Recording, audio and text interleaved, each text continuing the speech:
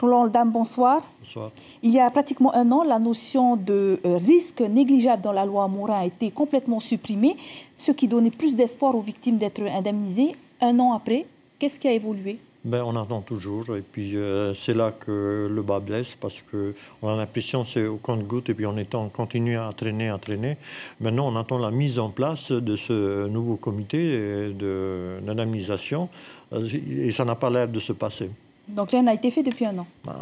Non, alors je pense qu'il faudra qu'on bouscule l'État, il faudra que l'État assume ses responsabilités, il faudra aussi que nos responsables du pays se secouent un peu. Et puis, parce que pour nous, chaque minute qui passe, c'est vital pour les anciens travailleurs qui restent. Bousculer, comment allez-vous faire?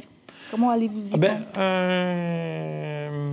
Je pense que nous avons déjà parlé un peu avec la ministre d'Outre-mer qui était venue. On a déjà parlé un peu de ce dossier-là. Non, je pense que soit on écrit un courrier, soit on intervient, mais pas la presse ou autre.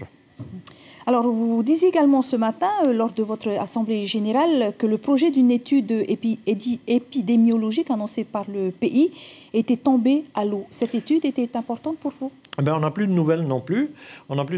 Mais en ce qui nous concerne, les choses doivent aller de l'avant. Alors, nous avons demandé à Moïta Broderson, qui était présent à la réunion de ce matin, pour expliquer les deux projets de loi qu'il a demandés. Nous avons demandé qu'il demande une enquête parlementaire pour les maladies concernant les générations à venir, les enfants et les petits-enfants, pour ne pas qu'on oublie tout ça. Et en plus, nous disons qu'il y a des choses qu'on peut faire dans notre pays si vraiment la volonté y était, c'est-à-dire de déjà faire un comptage dans les îles, île par île, sur le nombre de cancers qu'il y a et surtout sur le nombre d'handicapés.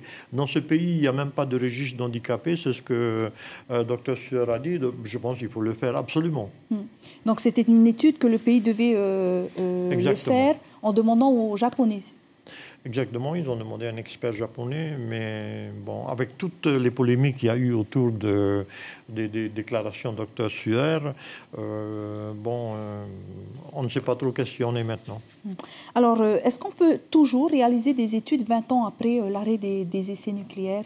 Les études qui peuvent être faites, ce sont les études en se basant sur les maladies que nous avons aujourd'hui. C'est vrai qu'il y a une difficulté particulière ici en Polynésie, parce que il y a eu des retombées dans toutes les îles de la Polynésie.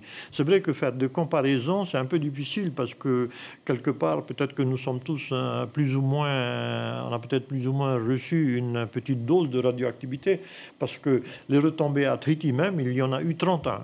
Et puis non des moindres. Donc voilà, c'est vrai que ça peut être un peu difficile, mais je pense que si la volonté y est vraiment, on peut faire des choses pour avancer. Roland Oldham, 17 ans de création de l'association dont le but est la reconnaissance des anciens. Vous avez toujours été à la tête de cette association. Pour vous, quel bilan faites-vous aujourd'hui, 17 ans après?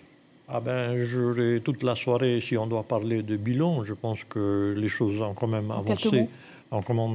Malgré tout. Nous nous sommes battus pour une loi d'indemnisation. On a une loi, mais malheureusement, cette loi n'indemnise pas comme nous le souhaitons. Maintenant, je pense qu'il est important, c'est que les anciens travailleurs, la population est beaucoup plus avertie par rapport aux conséquences des essais nucléaires. Nous avons fait déclassifier des documents secrets de l'armée et c'est par là qu'en 2012, nous apprenons que toutes les îles de la Polynésie ont été touchées par les retombées radioactivité. Il y a encore beaucoup de choses à apprendre, par exemple... Vous allez continuer le combat malgré que vous soyez à la retraite aujourd'hui? C'est un combat qui ne s'arrête pas. C'est un combat qui ne s'arrête pas parce que les maladies radio-induites, les conséquences durent des années, et touchent les générations à venir. Ça, c'est un combat qui ne s'arrête pas. En plus, quand on parle de l'aspect environnemental, nous avons quand même une autre bombe à Moruroa.